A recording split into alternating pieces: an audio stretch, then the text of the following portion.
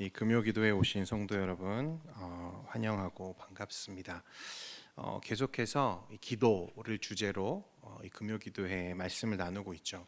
정확하게는 기도가 우리 신앙인들에게, 성도들에게 그 실제적 삶에 주는 유익이 무엇인가에 대해서 말씀을 나누고 있습니다. 오늘은 6번째 시간이고, 제가 여러분들과 오늘 함께 나누게 될 말씀은 이 누가복음 10장에 있는 이 마르다와 마리아의 이야기입니다.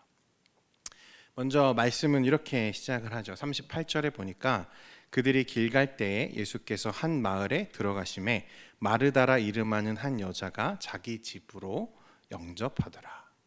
말씀은 아주 간단하게 지금 상황을 우리에게 설명하고 있지만, 짐작하기로는 예수님을 자신의 집으로 초청한 이 마르다와 마리아 사이에는 훨씬 더 많은 논의와 이야기들이 오고 갔을 거라 짐작이 가능합니다. 왜 그렇습니까? 이 마르다와 마리아는 예수님을 원래 잘 아는 사람들입니다. 처음 예수님을 만난 게 아니라는 거죠. 일전에 예수님이 이 두 자매의 형제였던 누구를 살려주셨죠? 나사로를 살려주셨습니다. 이 마르다와 마리아는 나사로의 자매들이죠. 형제들입니다. 그냥 병에 걸려 죽어가던 나사로를 살려주신 게 아니라 완전히 죽어서 장사 지낸 지 며칠이 지났습니다. 이미 무덤에 가보니 썩은 냄새가 진동했어요. 근데 그 무덤 가운데에서 예수님이 나사로를 일으키셨다는 거예요. 많은 사람들이 이 사건을 목격했고, 그 사건은 당시 이 베다니 지역에 큰 반향을 일으켰습니다. 그래서 요한복음은 이 나사로 때문에 많은 사람들이 예수님을 믿게 되었다라고 기록하죠. 요한복음 12장 11절에요. 나사로 때문에 많은 유대인이 가서 예수를 믿음이로라, 이렇게 기록합니다. 자, 주변에서 목격한 사람들도 놀라서요, 눈으로 보고도, 직접 보고도 믿기 어려울 지경인데, 그 기적과 은혜의 직접적인 수혜자였던 이 마르다와 마리아, 이 두 자매는 어땠겠냐는 거예요. 그 두 자매에게 예수님은 어떤 의미이고 어떤 분이었을까? 그들은 어떻게 예수님을 이해했느냐 하는 것입니다. 이제 시간이 어느 정도 지나고, 나사로를 살리신 지 어느 정도 지나고, 두 자매는 예수님이 베다니 지역에 다시 오시게 됐다는 소식을 듣게 됩니다. 마르다가 예수님을 초청하죠. 예수님이 오신다고 하세요. 이제 예수님은 그들에게 중요한 손님 정도가 아니라 자신의 형제를 죽음 가운데에서 건져 올리신 그야말로 하나님의 아들이십니다. 아무리 무지한 자라도 눈앞에서 죽은 형제가, 썩어서 냄새나는 시체되었던 나사로가 살아나는 것을 보았을 때, 이 두 자매는 예수님이 일반적인 랍비나 유능한 선지자 정도가 아니라 그야말로 누구죠? 하나님의 아들이시고 메시아, 우리가 기다려온 그리스도시구나라는 것을 이미 알았다는 것입니다. 그래서 이 이후에 요한복음에도 기록하고 있지만, 마리아가 더 충격적인 일을 행하는데 무엇입니까? 향유를 가져다가 예수님의 발에 붓고 자신의 머리를 풀어서 예수님의 발을 씻기는 놀라운 행동을 하게 되죠.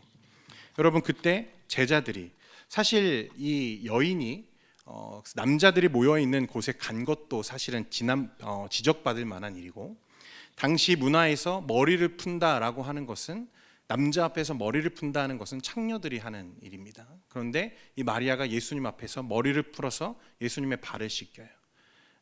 이것을 보고 제자들이 비난하죠. 또 탓합니다. 특히 가룟 유다가 마리아의 행위를 책망하고 그 비싼 향유를 300데나리온에 팔아서 이 가난한 자들에게 나눠주는 것이 옳지 않으냐 탓하자, 예수님이 그를 제지하시고는 그대로 두라, 이렇게 말씀하세요. 그리고 나서 예수님이 뭐라고 말씀하셨는지 여러분 기억하십니까? 이 여인이 지금 무엇을 준비하는 거다? 내 장사 지낼 것을 준비하는 거다 말씀하세요.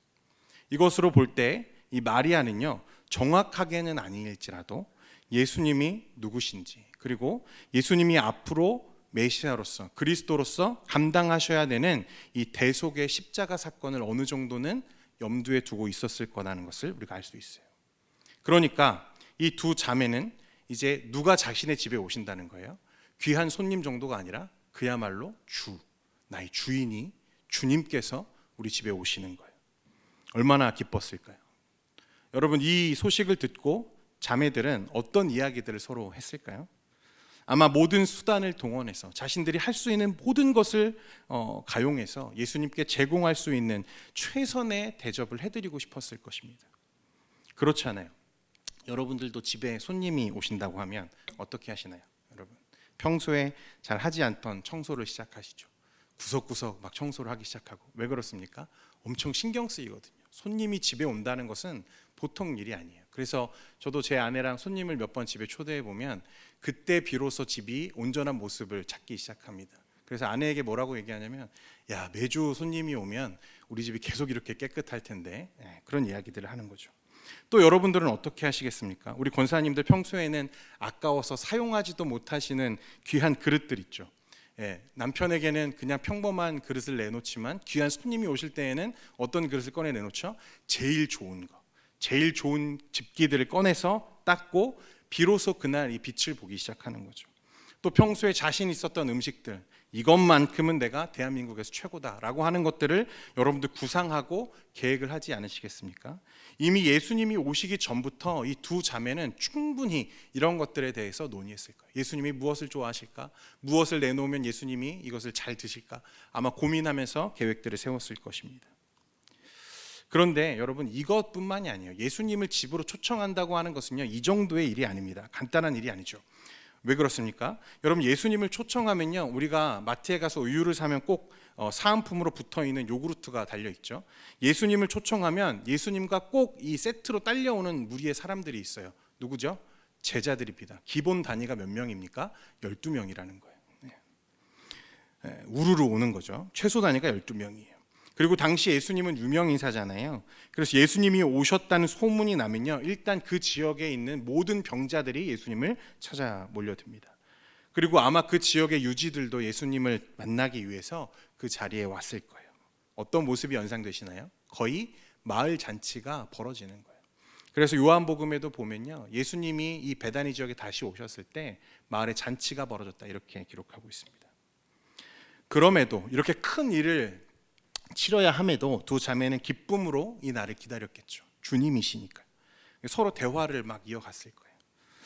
그리고 정말 이제 그 날이 왔습니다. 그리고 예수님이 베다니의 나사로의 집에 도착하셨어요. 여러분들도 잘 아시지만 아무리 사전에 잘 준비했다 하더라도 손님이 오면 분주해지기 마련입니다. 손이 바쁘죠. 한 사람도 아니고 한 무리가 우르르 들어와서 자리에 앉았습니다. 먼 길을 걸어왔으니 당연히 시장하실 예수님과 제자들을 위해서 동시에 이 마르다의 손길도 바빠지기 시작했어요. 고기도 구워야 되고 면도 삶아야 되고 테이블도 세팅해야 되고, 그 분주한 가운데 이 분주함, 자신이 예수님을 대접하기 위해서, 예수님을 기쁘시게 하기 위해서 이 고생하는 이 수고에 마땅히 동참하고 헌신해야 되는 한 사람이 눈에 보이지 않는 거예요. 누구였어요? 마리아였어요. 당연히 예수님이 오시기 전까지는 두 자매가 어떻게 하면 예수님을 더 잘 대접할까 논의하고 얘기했을 텐데, 그래서 충분히 상의하고 준비했을 텐데, 정작 예수님이 오셨는데, 그래서 손이 너무 바쁜데 누가 없어요? 이 마리아가 없었다는 거예요. 그래서 당연히 이제 마르다는 누구를 찾았겠습니까? 마리아를 찾아다녔겠죠. 얘가 도대체 어디 있는 거야? 여러분, 어디서 그 마리아를 발견했어요? 39절 말씀입니다. 우리 같이 한번 읽겠습니다. 39절입니다. 시작. 그에게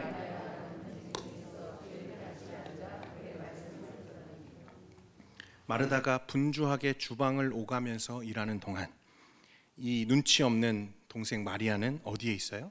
예수님의 발치에 앉아서 말씀을 듣고 있다는 거예요. 언니 입장에서 속이 터집니까? 안 터집니까? 터지겠죠. 사실 그것만 문제가 아닙니다. 당시 문화를 고려해 보면 마리아가 예수님의 발치에 앉아서 말씀을 듣는 이 장면 자체가 사실은 말이 되지 않아요. 왜 그렇죠? 말씀을 듣는다, 발치에 앉아서 말씀을 듣는다는 건 당시 랍비와 그의 제자들 관계에서 행해지던 행위였습니다. 그런데 사실 여인은 당시에 배움의 대상이 아니었어요. 그 자리에 동행할 수 없는 사람이었다는 겁니다.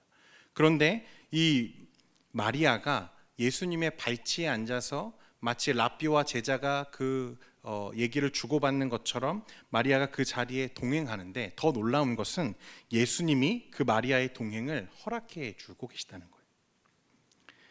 그래서 아마 마르다는 이 장면을 보면서 마음이 급하니까 마리아에게 손짓도 하고 눈치도 주고 불러도 보고 했을 거예요. 그런데 요지부동이에요. 마리아는 움직이지 않아요. 예수님의 발치에 딱 앉아가지고 예수님만 바라보고 있어요. 언니가 아무리 급하게 도움을 요청해도 마리아는 움직이지 않는다는 거예요. 그래서 결국에 어떻게 됩니까? 마르다의 이 분노가 이제 폭발하게 됩니다. 40절인데요. 같이 한번 읽겠습니다. 시작. 마르다는 준비하는 일이 많아 마음이 분주한지라 예수께 나아가 이르되 주여 내 동생이 나 혼자 일하게 두는 것을 생각하지 아니하시나이까 그를 명하사 나를 도와주라 하소서. 마르다의 불평이 폭발한 거죠. 자신은 많은 일로 분주한데 분명히 이 일을 같이 감당해야 되는 의무를 가진 이 마리아가 그리고 감당해야 되는 것이 옳음에도 불구하고 또 여인의 몸으로서 예수님의 발치에 앉아서 염치 없이 말씀을 듣고 있는 이 마리아를 보면서, 그리고 당시 문화와 사회의 인식을 잘 알고 있고 또 예수님이 이 상황이 옳지 않다는 것을 알고 있음에도 불구하고 그것을 묵인하고 그 동생의 동행을 허락해 주고 계시는 예수님을 향해서 마르다의 불만이 폭발하는 거예요. 그래서 마르다가 예수님께 말합니다. 주여, 내 동생이 나 혼자 일하게 두는 것을 생각하지 아니하십니까? 그를 명하사 나를 도와주라 하소서. 여러분, 이렇게 불평을 토로하는 이 마르다의 이 심중에 기대했던 것이 있다면 무엇일까요? 예수님께 이 말을 하면서 예수님 나를 좀 도와주라고 하세요 라고 말하면서 마르다가 기대했던 예수님의 반응, 예상되는 반응은 무엇이었을까? 아마도 이런 거였겠죠. 마리아를 잘 타이르시면서 그래 마리아야, 지금 네가 앉아서 말씀을 듣는 것도 중요하지만 지금 언니가 너무 바쁘지 않니? 너무 힘들지 않니? 그 언니를 먼저 도와주고 나서 말씀을 듣는 게 옳겠구나. 내지는 야, 이거 다 끝나고 내가 또 너를 위해서 다시 이야기해 줄게. 그러니까 가서 먼저 어떻게 해라? 언니를 돕고 나서 와서 말씀을 들었으면 좋겠다. 이런 거를 기대했을 거예요. 예상했겠죠. 그런데 주님의 대답은 어땠습니까? 이 마르다의 예상과 같았을까요? 달랐습니다. 41절, 42절 말씀인데 우리 같이 한번 읽겠습니다. 시작. 주께서 대답하여 이르시되 마르다야 마르다야, 내가 많은 일로 염려하고 근심하나 몇 가지만 하든지 혹은 한 가지만이라도 족하니라. 마리아는 이 좋은 편을 택하였으니 빼앗기지 아니하리라 하시니라. 누가 봐도 사실 마르다의 입장에서 보면, 이 상황을 놓고 보면 마르다의 편을 들어주시는 게 옳을 것 같아요. 그렇죠? 혼자 예수님을 대접하기 위해서 고분분투하고 있는 이 마르다의 손을 들어주시고 마리아를 타이르시고 혼내지는 않더라도 마리아에게 언니를 도와주라고 말씀하실 것 같은데, 예수님은 전혀 다른 말씀을 하세요. 예수님은 마리아가 마르다보다 더 좋고 더 옳은 것을 택했다고 오늘 말씀하시고 계시다는 거예요. 많은 사람들이 예수님의 대답을 어떻게 받아들이고 이해했냐면요, 예수님을 위해서 많은 일을 분주하게 감당했지만 마르다가 했던 부엌에서의 어떤 수고는 좋은 일이 아니고 중요한 일이 아니고 예수님의 발치에서 말씀을 듣는 이 마리아의 행동은 좋은 일이고 더 귀한 일이다, 이렇게 이해했다는 거예요. 일의 우선순위를 정하는 것처럼 사람들은 이해했다는 것입니다. 여러분, 정말 예수님이 그렇게 말씀하신 걸까요? 마르다의 수고, 마르다의 어떤 노력들, 마르다의 분주함들, 부엌에서 그가 봉사한 이 모든 것들은 이 마리아가 했던 예수님 발치 앞에서 말씀을 들은 어떤 그 행위보다 더 귀하지 않은 일들이었을까? 아니었다는 것입니다. 한 목사님이요, 이 본문을 설명하시면서 어떤 예를 드시냐면, 이 목사님의 사모님에 대한 이제 얘기인데요, 이 사모님은 내조라는 말을 참 싫어하신다는 거예요. 사실 이 내조라는 말의 뜻이 무엇입니까? 남편을 돕는다, 남편의 조력자가 된다, 남편의 어떤 더 많은 일을 감당할 수 있도록 돕는다는 의미를 가지고 있죠. 내조라는 말 자체를 싫어하는 것은 아닙니다. 남편을 돕는 것 자체를 싫어하는 아내가 세상에 어디 있겠습니까? 그렇죠? 그런데 그 사모님이, 그리고 대부분의 아내들이 싫어하는 이 내조라는 단어, 사실은 왜 싫어하냐면 내조라는 단어가 사용될 때 은연히 깔려 있는 사람들의 인식 때문에 그렇습니다. 남편이 밖에서 감당하는 일들, 목회자에게는 목회죠. 목회하고 사람들에게 신방하고 말씀을 전하는 이런 일들은 큰 일이고 아주 귀하고 값진 일이지만 그 남편을 안에서 돕는 아내의 역할은 마치 보잘것없고 가치 없고 별 볼 일 없는 보조적인 역할이고 조연쯤으로 인식하는 사람들의 태도가 싫은 거예요. 내조라는 말 자체가 싫은 게 아니라 사람들의 태도, 그 안에 깔려있는 생각들이 싫은 거죠. 여러분, 예수님을 위해서 부엌에서 최선을 다해 일을 했던 이 마르다의 수고는 과연 좋지 못한 일이었을까? 그리고 반대로 예수님의 발치에서 말씀을 들은 마리아의 행동은 과연 귀한 일이었을까? 예수님의 이 말씀이 오늘 이 누가복음의 이 본문이 우리에게 주는 것이 이 일의 경중, 우선순위에 대한 이 말씀일까?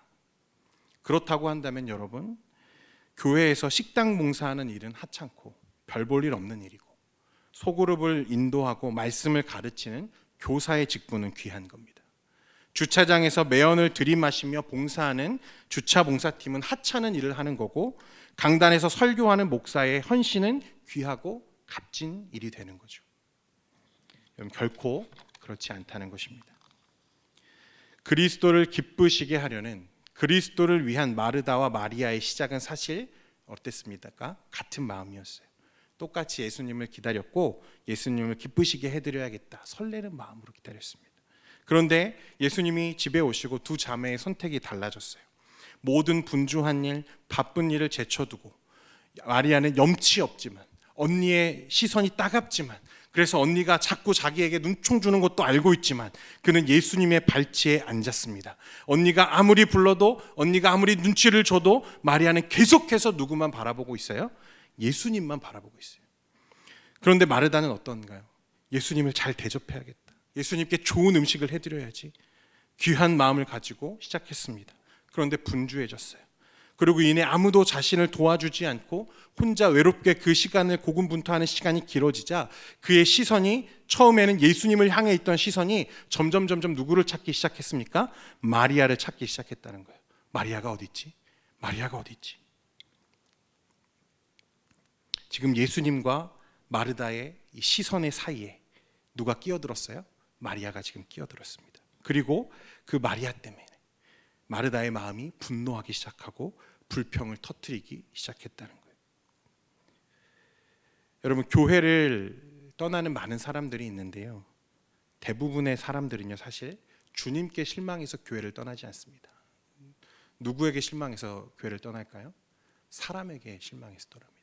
사람을 보면요 실망하게 되고 실망하면 떠나는 거예요. 여러분, 말씀을 다시 한번 자세히 보십시오. 41절 42절에 예수님이 마르다에게 말씀하시죠. 주께서 대답하여 이르시되 마르다야 마르다야, 내가 많은 일로 염려하고 근심하나 몇 가지만 하든지 혹은 한 가지만이라도 족하니라. 예수님이 마르다를 두 번 부르세요. 마르다야 마르다야.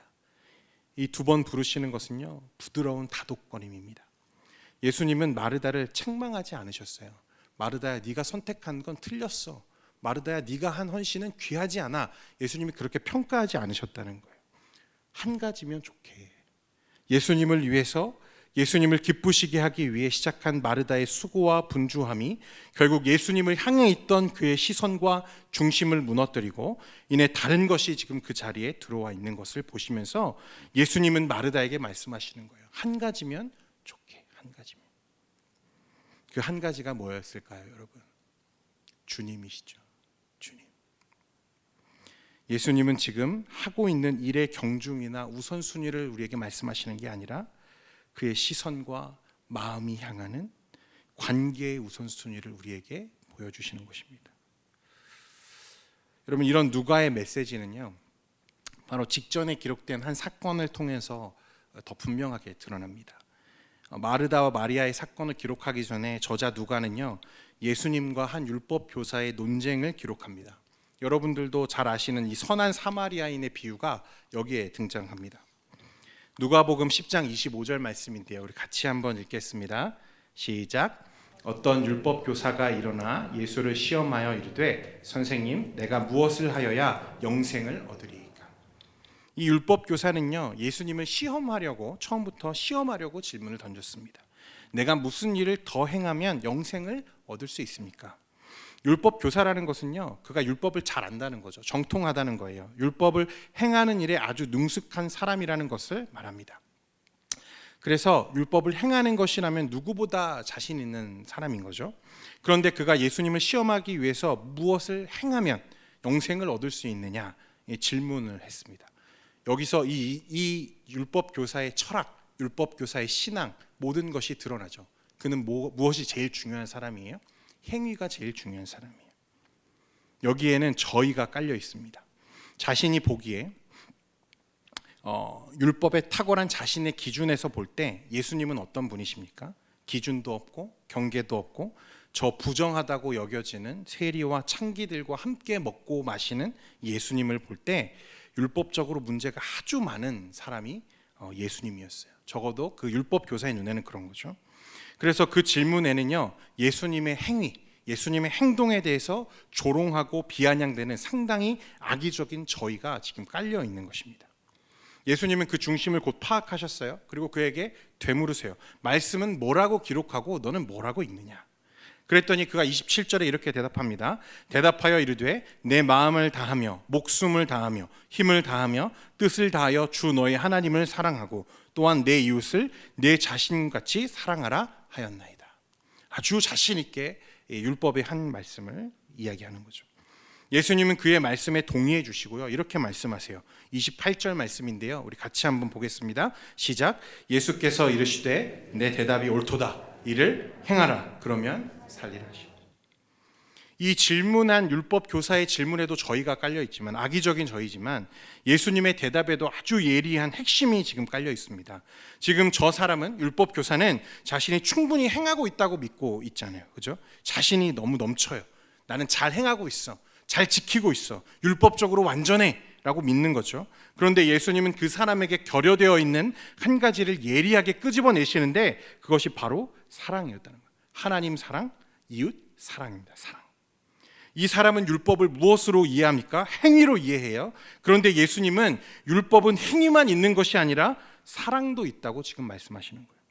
율법은 사실 결국에 하나님의 사랑, 또 이웃을 향한 이 사랑을 담는 그릇일 뿐입니다. 한 목사님이 이 하나님 사랑, 이웃 사랑에 관해서 설명하실 때 이런 말씀을 하셨어요. 진짜 하나님을 사랑해 보았느냐? 네가 정말로 이웃을 사랑해 봤니? 그랬다면 넌 절망했을 거야. 네가 율법에 드러난 하나님의 의를 행하려고 이웃을 사랑하기 위해서 몸부림쳐 봤다면 너는 더 절망했을 거야. 왜 그럴까요? 우리 안에 무엇이 없어요? 사랑이 없고 우리 안에 의로움이 없다는 것을 알게 되기 때문에 그렇습니다. 이 율법 교사의 문제점은 무엇일까요? 행함은 있으되 마음이 없고, 행함은 있으되 진실함이 없는, 여러분, 그래서 이 하나님의 마음과는 멀어져 있는 이 율법 교사와 그 시대를 향해서 예수님은 그것들이 하나님과 아무 관계가 없다 말씀하시는 거예요. 선한 사마리아인의 비유는요, 이런 배경에서 우리에게 들려집니다. 너무나 잘 보여주죠. 예루살렘에서 여리고로 향하는 이 길목에서 한 유대인이 강도를 만났습니다. 목숨이 위태로웠어요. 그런데 같은 민족이었던 제사장과 레위인은 이 사람을 보고도 못 본 채 하고 돌아섰습니다. 예루살렘에서 여리고로 향했다는 것은요, 그들이 지금 하나님을 위한 제사와 절기, 종교적인 의무와 의식을 마치고 돌아가는 길이었다는 것을 이야기하는 거예요. 그들은 자신의 정결함이 하나님 앞에 온전해진 그 정결함이 다시 더러워지는 것을 걱정해서, 또는 상습적으로 강도가 침몰하는 지역이라 그 위험을 감수하지 않기 위해서였는지 모르지만 죽어가는 그 사람을 보고도 못 본 채 하고 돌아서 갔습니다. 그런데 누가? 착한 사마리아인이, 유대인은 사마리아인을 개 돼지보다 못한 존재로 여기죠. 그런데 그 사마리아인은 이 위험에 빠진 사람을 외면하지 않고 그를 도와줬다는 거예요.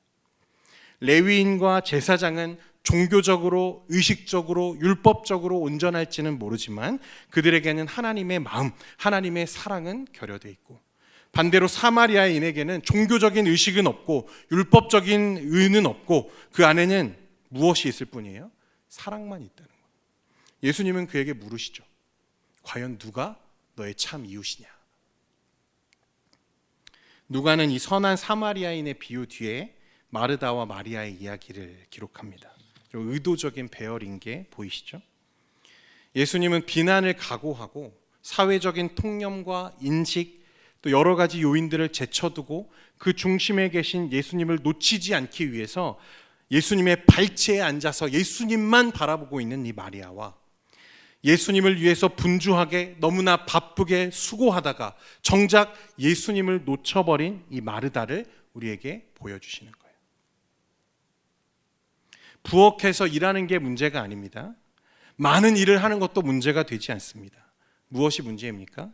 그 시선이 주님을 향해 있지 않고 어디에? 마리아에게 고정되어 있는 것이 문제였다는 거예요.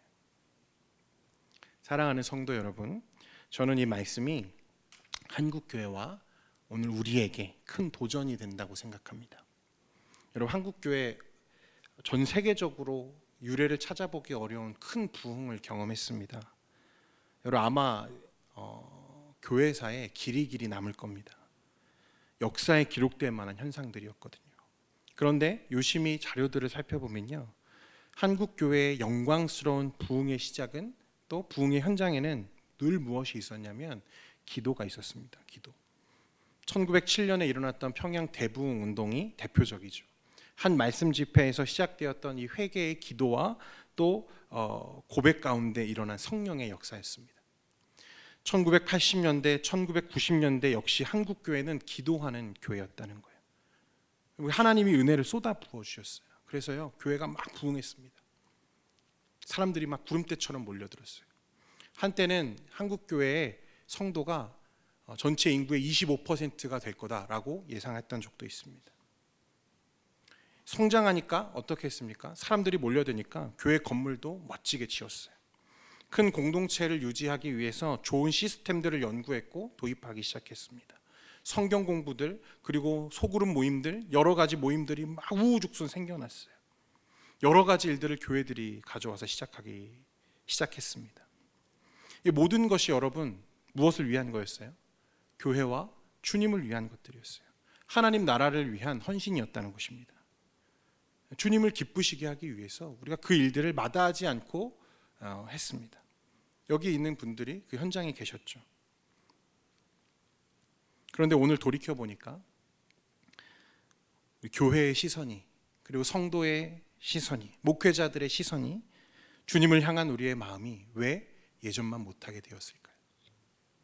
교회는 성장했고 좋은 건물과 좋은 시스템을 갖추었고 여러분 좋다고 하는 온갖 성경 공부를 가져다가 다 하고 있는데 여러분 정작 우리의 시선은 어디에 가 있는 걸까요? 주님과의 영적인 교제, 주님과의 소통이며 만남인 기도의 자리를 떠난 이 후유증이 바로 이것입니다. 교회를 열심히 섬겼어요. 부서도 열심히 섬겼고 물질도 섬기고 시간도 투자했고 많이 드렸어요.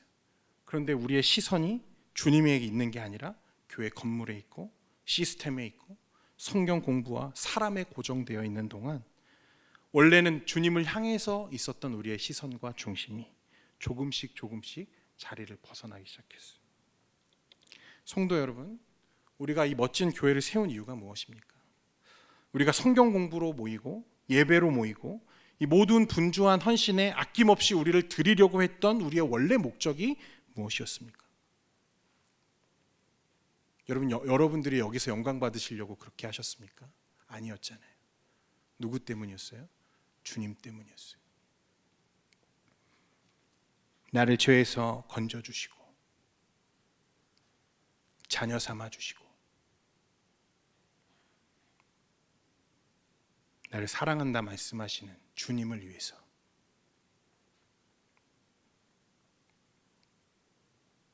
우리는 아낌없이 우리의 삶을 헌신했습니다. 그런데 너무 분주했어요. 너무 바빴습니다. 그래서 점점 우리는 누구에게 시선을 돌렸어요? 사람에게 시선을 돌리고 주님 외에 다른 것에 우리의 마음을 두기 시작했어요. 기도의 자리를 떠난 순간, 바쁨과 분주함 때문에 기도를 등한시한 순간에 한국 교회는 또 성도들은 우리는 주님과 멀어졌습니다. 여러분, 우리 주님은 몇 가지만 혹은 한 가지라도 족하다고 말씀하세요. 예수님이 이제 다독이시죠. 마르다를 다독이세요. 마르다야, 마르다야, 한 가지만이라도 족하단다. 그 안에서 마르다는 어떤 변화를 일으켰을까요? 그가 예수님의 이 말씀을 앞에서 우리가 했던 것처럼 오해해서 내가 부엌에서 한 일은 귀한 게 아니고 마리아가 한 이 예수님 발치에서 말씀 듣는 일만 귀하다고 그가 이해했더라면, 오해했더라면 여러분, 그날 예수님은 아마 식사를 드시지 못했을 겁니다. 왜죠? 마르다도 앞치마를 벗어 던지고 예수님 발치에 앉았을 테니까. 그런데 마르다는 어떻게 했을까요? 다시 돌아갔을 거예요. 부엌으로, 현장으로. 그리고 주님을 보는 거죠. 부엌에서, 그 자리에서. 이내 다시 주님을 온전하게 바라보기 시작했다는 것입니다. 사랑하는 성도 여러분, 저는 우리 교회가, 성도 여러분들이 이 주님을 회복했으면 좋겠습니다. 예수님을 온전히 다시 바라보고 주님을 위해서 뛰어가는 교회가 됐으면 좋겠어요.